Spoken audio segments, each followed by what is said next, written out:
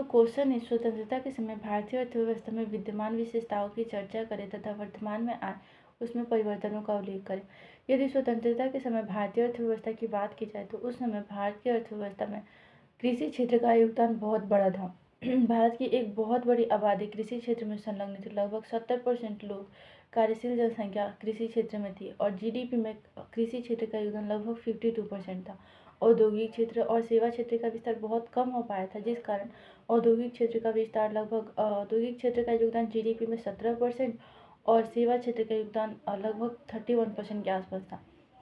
और उस समय जो कृषि क्षेत्र में कृषि भी अब परंपरागत तकनीकों पर आधारित थी, जैसे कि मौसम और मानसून पर निर्भर थी, जिसके कारण यदि कोई प्राकृतिक आपदा जैसे कि बाढ़ और सूखा आता था तो बहुत अधिक मात्रा में खाद्यान्नों की बर्बादी होती थी।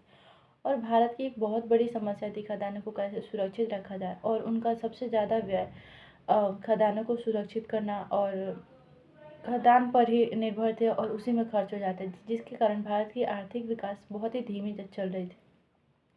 यदि स्वतंत्रता के बाद की बात की जाए तो 1991 के बाद भारत ने एलपीजी को अपनाया, लिबरलाइजेशन, प्राइवेटाइजेशन और ग्लोबलाइजेशन, जिसकी वजह से भारत ने वैश्विक स्तर पर अपना एक पहचान बनाने का प्रयास किया। यदि उसके बाद की स्वतंत्रता के बाद की बात की जाए तो भारतीय अर्थव्यवस्था में वृद्धि हुई। जीडीपी में योगदान, कृषि क्षेत्र का जीडीपी में योगदान घटकर 20 से 23% हो गया और औद्योगिक क्षेत्र का योगदान भी लगभग 20 से 25% के आसपास और सेवा क्षेत्र का योगदान बढ़कर 55% हो गया। हालांकि अभी भी भारत को एक कृषि आधारित अर्थव्यवस्था ही कहा जाता है, क्योंकि भारत की कुल कार्यशील जनसंख्या का 48% इस क्षेत्र में संलग्न है, जिस कारण भारत कृषि आधारित अर्थव्यवस्था कहा जाता है। और इसके अलावा भारत में किसानों का भी बहुत अधिक महत्व है। और 2011 की जनगणना के अनुसार भारत में गरीबी दर में गिरावट आई और 21% ही गरीबी दर बताया गया। साक्षरता दर लगभग 77% बताया गया।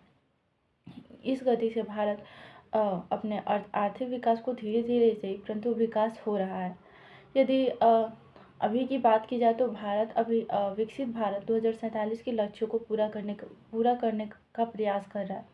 इसमें भारत को पूर्ण रूप से एक विकसित राष्ट्र बनाने का है और इसमें यदि औद्योगिक क्षेत्र को बढ़ावा देना सबसे ज़्यादा महत्वपूर्ण होगा। वर्तमान में आईटी, बीपीओ और कौशल विकास कार्यक्रम, डिजिटल इंडिया जैसे कार्यक्रम आ रहे हैं, जिसके कारण भारत को एक विकसित बनाने में ये ज़्यादा महत्वपूर्ण साबित हो सकता है।